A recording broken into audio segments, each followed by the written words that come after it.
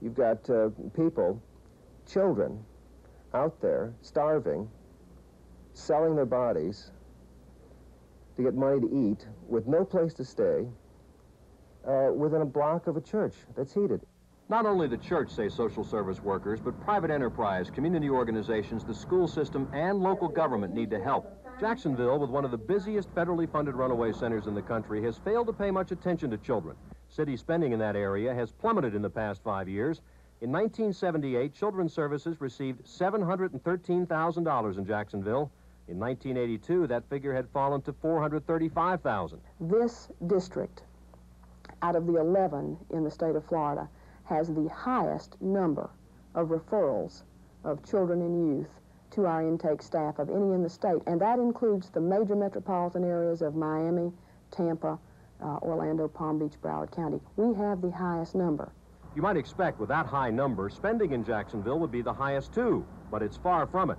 For example, Duval County spends 1/10 as much as Dade County and approximately 1/13 as much as Pinellas. At this point, city officials say there were no plans to significantly increase Jacksonville's financial commitment this year. Critics say there's an explanation. Children don't vote. Okay, where are you? One of the bright spots in Jacksonville is the Transient Youth Center. Julie Flemmer, a counselor at the TYC, is on her way to pick up a runaway girl. When a child calls that toll-free number, the hotline calls us and asks us to go pick them up. She finds the child standing by a pay telephone about 10 miles north of downtown. During the ride to the center, Julie learns the girl has run from her second foster home. Her husband, he was trying to have physical contact with me, and I couldn't stand it myself, and so I left. Okay, well, let me just ask you something. You know, baseball, there's first, second, third base, and home plate. Okay? Did he get to home plate? No, ma'am. Did he get to first base? Not quite. At the Transient Youth Center, Mary quickly makes friends. Here, she and other children receive care, attention, and counseling to help them solve their problems. If the parents can be reached, they too are offered help. In most cases, the kids return home, but approximately 15% cannot. The parent may be non-receptive to counseling, may not be ready to change the behavior, thinking that the child should be the identified patient at this point. Then it's difficult, if not impossible, to return a child home because of the impasse. For those children whose parents won't take them back, and for homeless kids like Mary, there are very few choices. They can legally stay at the center for only 30 days. Then we have to work with the state to find a foster home, unfortunately, because foster homes are not equipped for ungovernable children or children with behavioral problems. Patenia adds many of these kids will just run again. He says children fleeing foster homes make up a large percentage of the local runaway scene. What's needed, social workers say, is an alternative living arrangement for runaway and homeless youth. A number of small, independent living facilities which would offer children shelter, guidance toward becoming self-sufficient, and the kind of services provided by the Transient Youth Center, except on a long-term basis. Because there was no alternative for Mary but to return to foster care, she said at her court hearing she might run again. She was put in detention. A month later, we found her still there, working in the kitchen. Judge Safer feels Jacksonville needs a different kind of secure facility where runaways could be kept and could avoid the detention center. Under that arrangement, runaways would no longer be thrown in with juvenile delinquents. I think we need the facility, and it doesn't have to be just a Jacksonville facility. It could serve District 4. Another hole in the local system is the lack of police assigned specifically to look for runaways. You're following the New York Police Department's runaway unit as it makes its nightly patrol. Hey, come here, police department, want to talk to you. You're not under arrest. Come here, please. Just want to talk to you. Yeah, both of you, no problem. Not under arrest. From the runaway unit. Do you have any identification on you? Because you look young, that's all, you know. Yeah. How old are you? Although they are police officers, members of the runaway squad do not arrest children. Their job is to find the kids before the pimps, pushers, and chicken hawks get them. She's in New York here. She looked young. We have a runaway unit in New York City, and we're just trying to investigate and possibly find out her age. The Orlando Police Department also has its own runaway unit. Jacksonville does not. More often than not, I've heard kids say, cops went right by me. I waved to them. They waved back at me. Nobody seemed to care. As long as I didn't do anything stupid, they didn't stop. Ron Bobus runs a state-funded counseling program designed to catch and treat family problems. And they're kids, and it's 2 o'clock in the morning. Whether it's a school night or a summer night, it's still 2 o'clock in the morning. And why are they out there? While law enforcement is a major problem, loopholes in existing laws are yet another. One reason it's so easy for runaways to slip by police, according to the Orlando Runaway Unit, is the ease with which anyone can purchase false identification. I decided to find out for myself. I just went into a small shop here in Orlando and had a personal ID made up. They didn't ask me any questions, didn't ask for any real identification. As you can see, it has my picture on it, except it says I am Omar Sharif and I am 16 years old. It took about 5 minutes to make this card. It cost less than $4, and it was all perfectly legal. And remember that young dancer we met in an Orlando bar? According to the state attorney's office, it is legal in Florida for a 17-year-old to dance in a topless bar, provided she doesn't drink the liquor that is served there. If they can verify that the child is 17, that the child is out of school, that's all the law requires. So far, the problems we've looked at concern only the weaknesses our community has in dealing with children after they have run. When we come back, we'll look at what goes on before a child steps into life on the street.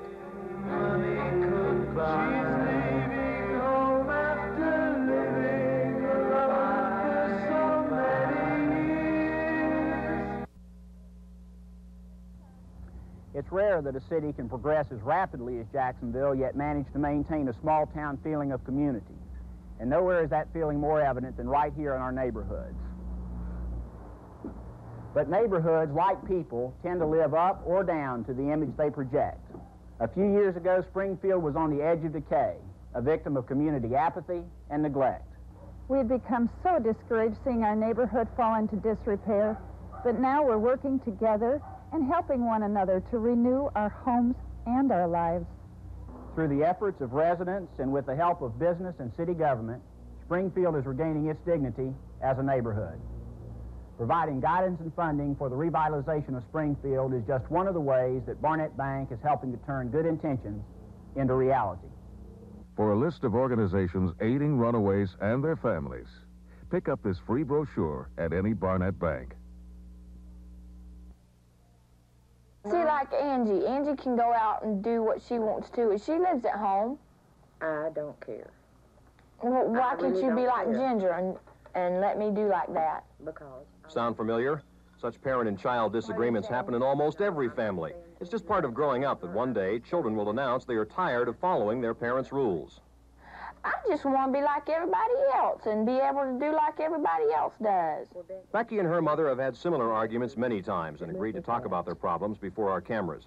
Becky had recently run away to the fair. She was there several days until her mother found her and brought her home. Becky was attracted by the excitement and the carnies who offered friendship. At the time, I was feeling kind of insecure and everything, like nobody loved me, you know, and nobody liked me and all this, you know, and they were friends at the time, you know. And you can get yourself, you can be deceived very easily when you're in a state, when you're away from home. You might think Becky is typical of today's runaway. She is not. The lure of adventure, freedom, the open road was a 60s phenomenon. Yesterday's Woodstock generation was running to something. Today's children are, for the most part, running from something. She just beat up on me too much. She was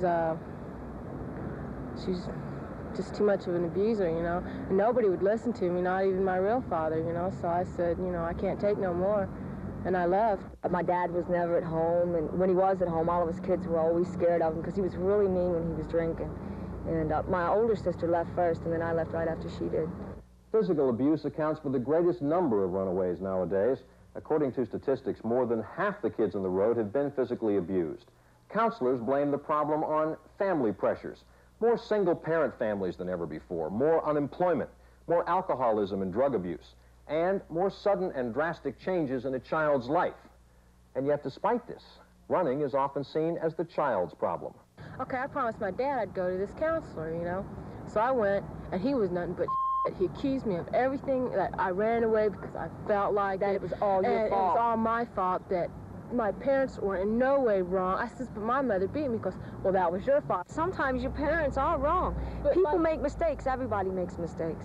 Parents are often in the wrong, according to people who've looked into what causes kids to run. They say being a good parent doesn't necessarily come naturally. It is very easy to breed a child. It is not at all easy to raise them, to parent them.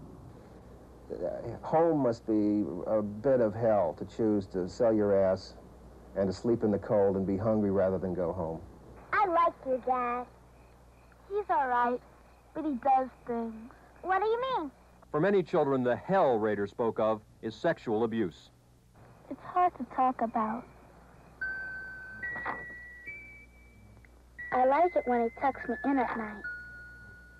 It's a closet problem, secreted away in even the best of families.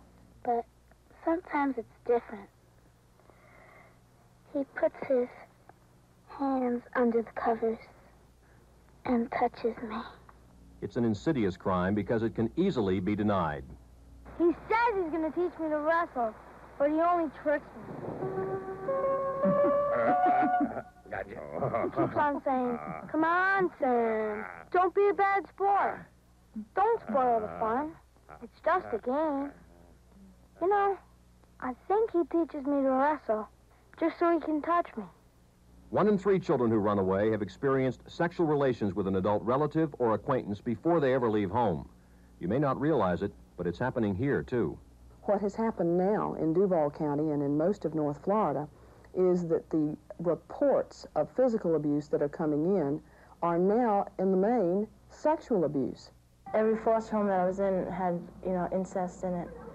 So it was like, I thought it was right, Melissa is 19 now. She first ran away at age 7 after a playmate of hers was molested.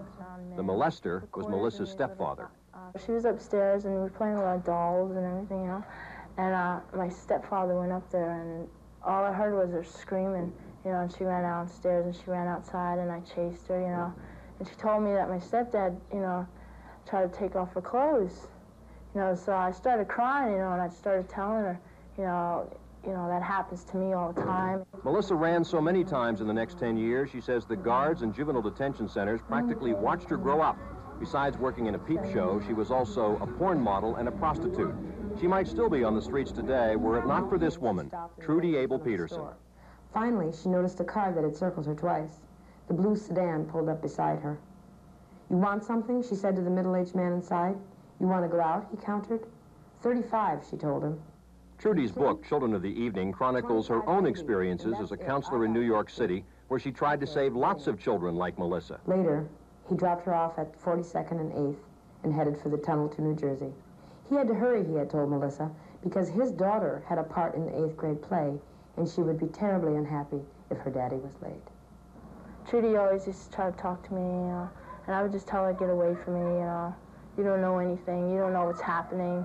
But Trudy knew well what was happening. She had been a prostitute and a runaway. It started at age 11. An elderly man who had been her surrogate father turned his loving caresses into sexual advances. And of course I was afraid of him. I couldn't go back near him.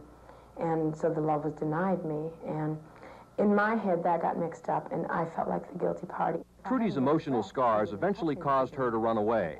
That led to 2 teenage marriages which failed and 2 children. With no one to support her, she turned to what she refers to as the life. That night I went to a local motel in Minneapolis and went to the bar and within minutes had a customer and for the first time walked down a hallway into a strange room with a stranger and shared my intimate naked self. Trudy adds sexually abused children, like she was, are more vulnerable to prostitution. Children who have been sexually exploited already at home are going to be, the first thing probably that's going to happen is they're going to sell their bodies because they already feel damaged. There's another reason why many children are homeless today. Nobody wants them. Terry, 12 years old, is a chronic runaway. His father's dead. 2 years ago, his mother abandoned him. Since then, he's been running away from a series of foster homes. Terry is what they call a throwaway. It was 1975. The CBS program 60 Minutes spent a week in Jacksonville talking to kids about why they left home. And she goes, "Listen, get out of here. If you're not going to school, you're not staying." So I got up, put my shoes on, didn't go to school, I walked out. And I go, "People's going to hate you for doing this." And she said, "That's okay, because I hate you too."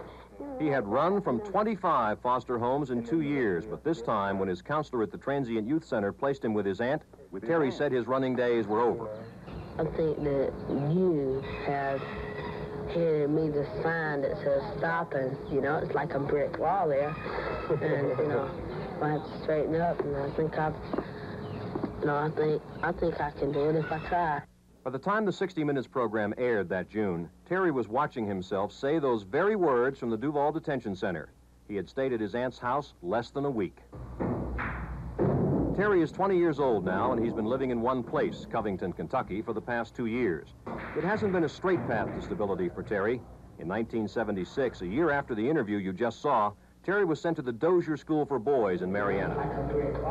When we reunited him with Jack, his TYC counselor, Terry explained why he ran no matter what help was offered him. At the time, I really didn't think I had much to look forward to. I didn't know where my mom was. I was tired of being put in foster homes and everything, and so I really had nothing to look forward to get out to, you know, nothing to come home to or nothing. Terry might well have gone the full cycle from a juvenile delinquent to an adult criminal, but he didn't. I learned one thing from being locked up all my life. There's one thing I never want to lose again, and that's my freedom. Later, as Terry and I revisited the former runaway shelter on 9th Street, Terry explained there was another factor which changed his life. His mother returned. I always thought that I was looking for my mother because I love my mother very much. But I was just a young kid out on the street and didn't know where to start looking, you know. But the reunion in 1978 was not entirely idyllic. Terry, angry at his mother for abandoning him, put his new family through a long and painful ordeal. When I got out of Marietta, I had needle marks on my arms. I was into very heavy drugs, and my mother and my stepfather, they spent several nights next to my bed wondering if, you know, I was going to live, if I was going to be all right or what. And I got a lot of encouragement from my family, making me, you know, realize that they really did care. Today, after waiting over half his life to find he mattered to someone, Terry wants to give other children the love he missed. I don't know, I think one of the main things I would say to them is don't let the streets talk to you. A lot of people don't understand what that means, but these streets is like a person. They talk to you. I mean, you know, like I don't know, they kind of reach out and grab you. Terry, Melissa, Trudy. They were grabbed by the streets all right, but were lucky enough to escape. They had one thing in common. Someone along the way became personally involved with them and struggled to help them survive. How was the week, Sandy? How was this week? Not all children are lucky enough to find one person who will stick by them. Turning their lives around is a task they have to take on by themselves. I don't know, we just disagreed altogether on everything. For these children, the future is still uncertain. Al Baugh, director of the Child Guidance Clinic, and 2 other counselors run support groups to help kids help each other. I tried hurting everybody near me that would try to help me. Valerie has been the route from halfway houses to drug rehabilitation centers. Every time she has been released, she has ended up back on the street. This time, she tells the group, she's ready to change. I'm tired of running from things. I just kind of feel that it's time for me to either start dealing with my problems or get into some real serious trouble. A month later, frustrated at being moved around so much through the system, Valerie attempted suicide.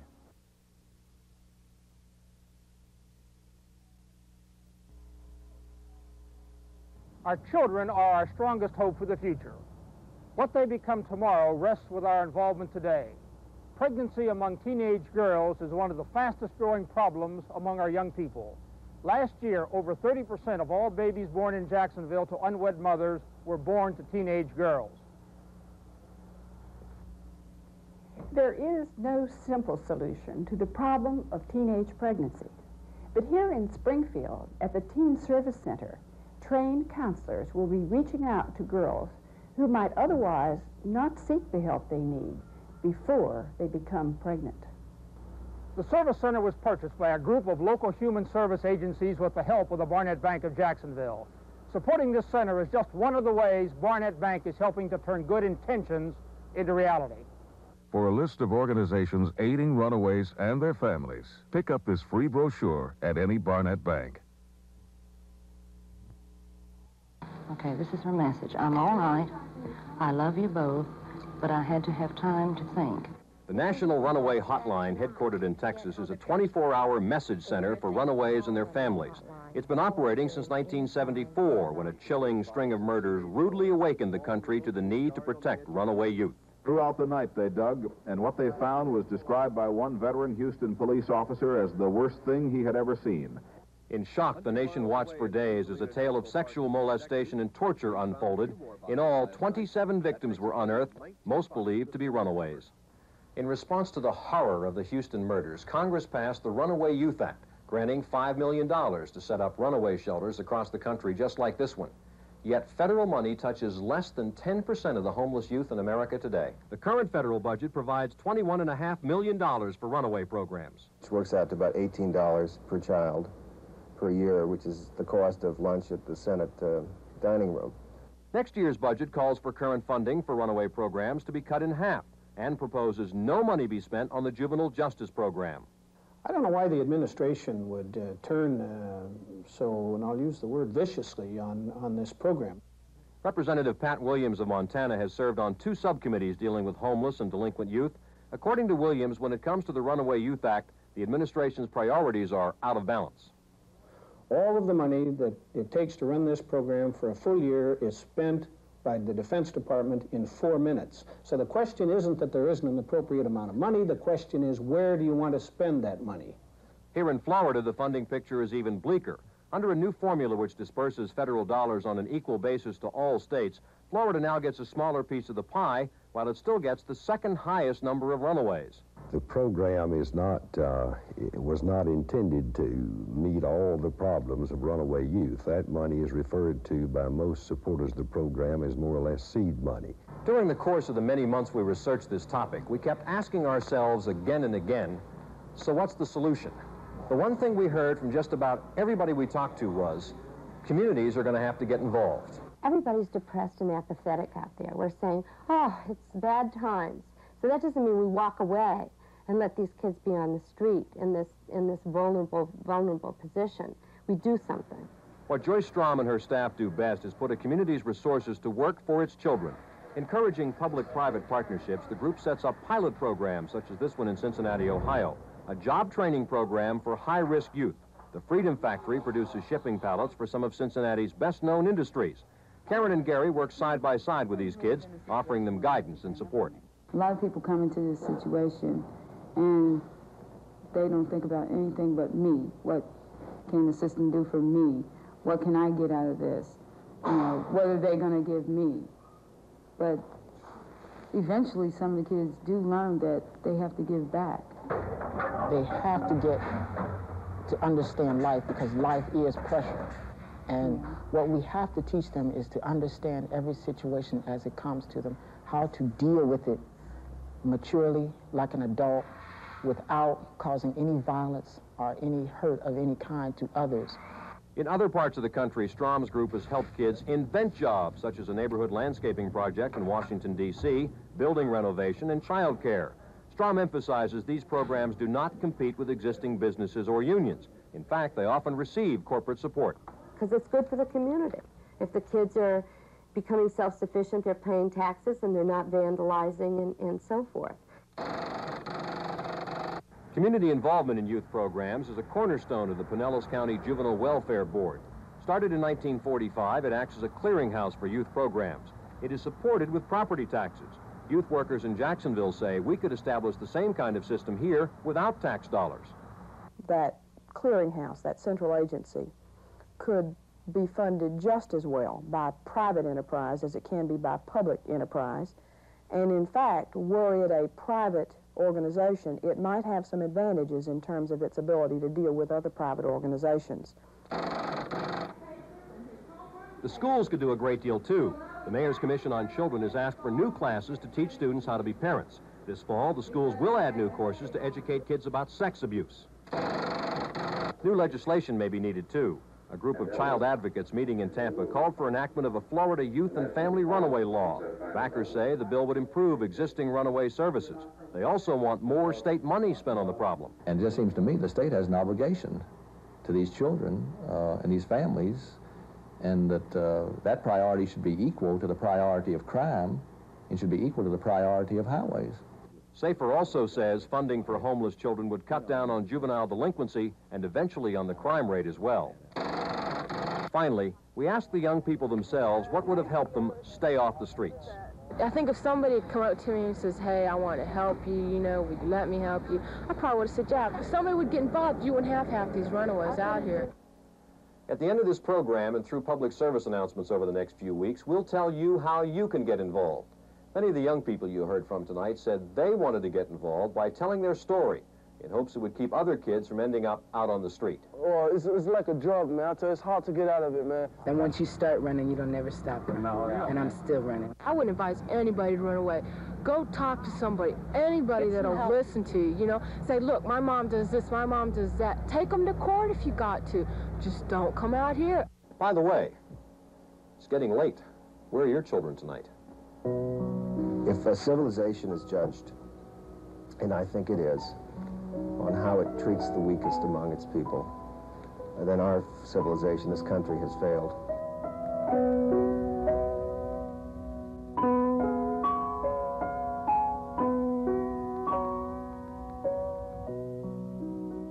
Since we first met many of the children you've seen tonight, several months have passed. Here's what has happened to some of those kids.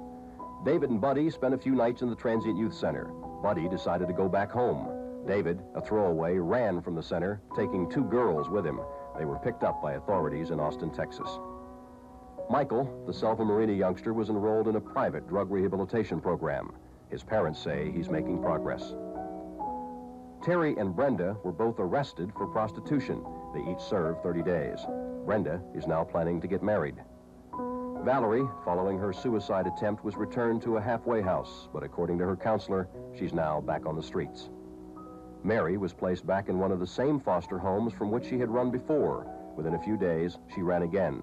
Now she's in a new foster home, and she's happy. Laura Baker was reunited with her mother, and both underwent counseling. Right before her 14th birthday, Laura miscarried a 4-month-old fetus. She ran away again for 3 months. Last week, she was picked up on the streets.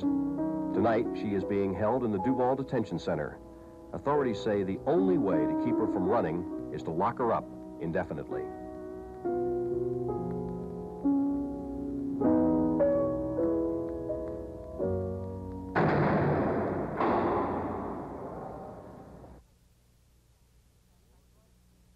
Wards of the Street was presented as a service to the community by Barnett Bank.